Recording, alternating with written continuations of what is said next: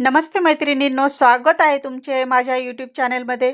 तर बघा, मी 2.5 बाय 2.5चे चौकोन, खूप सारे चौकोन तयार करून घेतले आणि त्या चौकोनाचे मी अशा पद्धतीने त्रिकोण शिवून घेतले आणि मटक्या गळ्यावरती मी डिझाईन बनवणार आहे सुंदर अशी.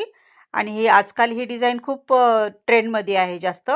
तर मटका गळा पहिले मी रेडी करून घेतला ब्लाऊजचा आणि हे जे त्रिकोण आहे हे अशा पद्धतीने व्यवस्थित समान अंतरावर लावून घ्यायचे.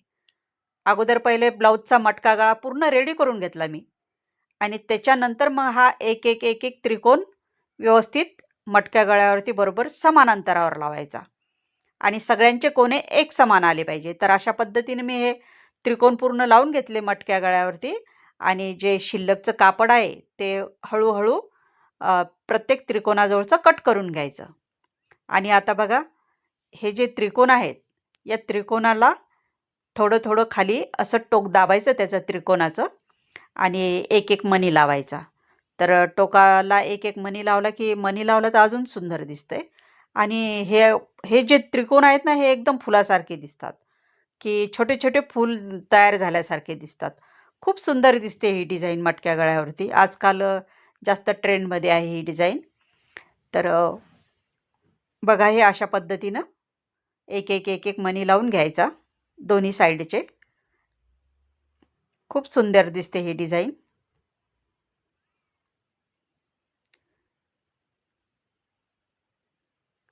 आणि बनवायला पण सोपी आहे. एकदा एकदा लक्षात घेतलं की काही जास्त अवघड नाहीये.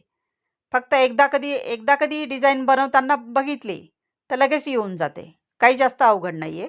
फक्त एकदा काळजीपूर्वक तुम्ही एकदा जर लक्ष देऊन पाहिली तर ती येऊन जाते डिझाईन. बघा, अशा पद्धतीने हे त्रिकोण दाबायचे आणि टोकाशी एक मणी लावून द्यायचा.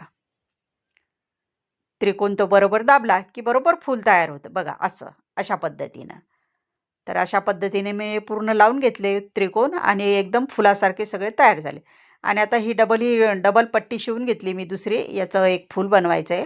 डबल पट्टी शिवून घ्यायची आणि त्याला सुईने छोटे छोटे टाके पाडून फूल तयार करून घ्यायचं. अशा पद्धतीने मी आता हे एक फूल तयार केलं. डबल डबल पट्टी घ्यायची शिवून त्याचा फूल तयार होऊन जातं. आणि बघा, हे सेंटरला फूल लावायचं. खूप छान दिसतं फूल पण. सेंटरला फूल लावून द्यायचं आणि सुई दोऱ्यानं ते पक्क शिवून घ्यायचं. आणि आता या फुलामध्ये मी एक स्टोन लावणार आहे मॅचिंग. तर स्टोनला छिद्र आहेत ना, त्याच्यामुळं मग मी सुई दोऱ्यानं शिवून घेते. नाहीतर एखाद्या स्टोनला जर छिद्र जर नसले तर मग ते चिटकवावं लागतात. पण मग शक्यतोवर मी जे स्टोन घेते ना विकत, ते छिद्र पाहूनच घेते. कारण की जे आपण चिटकवतो ना, तर ते निघण्याची शक्यता असते. तर मला ते चिटकवलेले आवडत नाही मला. मी केव्हा पण स्टोन विकत घ्यायचे असले की मी ते छिद्र पाहूनच घेते. छिद्रानं असले की बरोबर ते सुई दोऱ्याने पक्के करता येतात. ते काही निघत नाही मग. आणि चिटकवलेले असले की ते निघून जातात. तर अशा पद्धतीने मी आता हा सुई दोऱ्यानं स्टोन बरोबर पक्का करून घेतला. आता तो अजिबात निघणार नाहीये. तर माझे असेच व्हिडिओ बघण्यासाठी लाईक करा, सबस्क्राईब करा. बघा किती सुंदर डिझाईन झाली. तर माझे व्हिडिओ बघण्यासाठी लाईक करा, सबस्क्राईब करा. छान डिझाईन झाली आणि सध्या खूपच ट्रेंडमध्ये आहे ही. तर चला भेटू. बाय.